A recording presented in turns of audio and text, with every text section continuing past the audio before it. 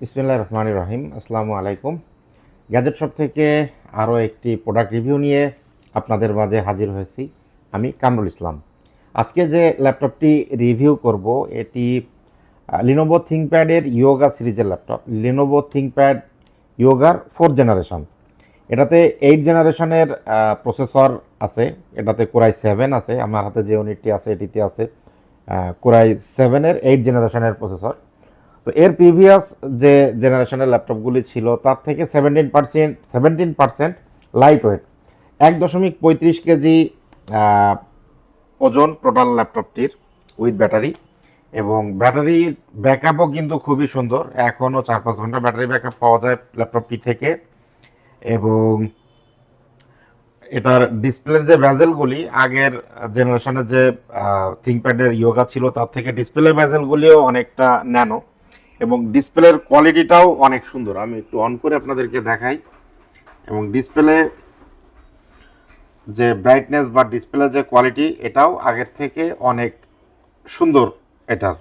এবং এটার বডিতে ব্যবহার করা হয়েছে আপনার অ্যালয় বা ফুললি মেটাল, যেটার কালারটাও খুবই সুন্দর।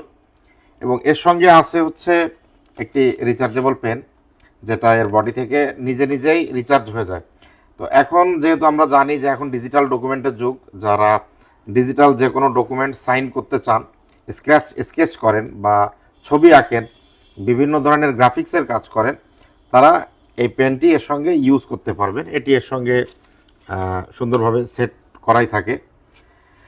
এছাড়াও এই ল্যাপটপটিতে ডলবি অ্যাটমসের সাউন্ড সিস্টেম ইউজ করা হয়েছে। খুবই দুর্দান্ত সাউন্ড প্রোভাইড করে এই ল্যাপটপটি। এবং এর সঙ্গে আছে ফাস্ট চার্জার।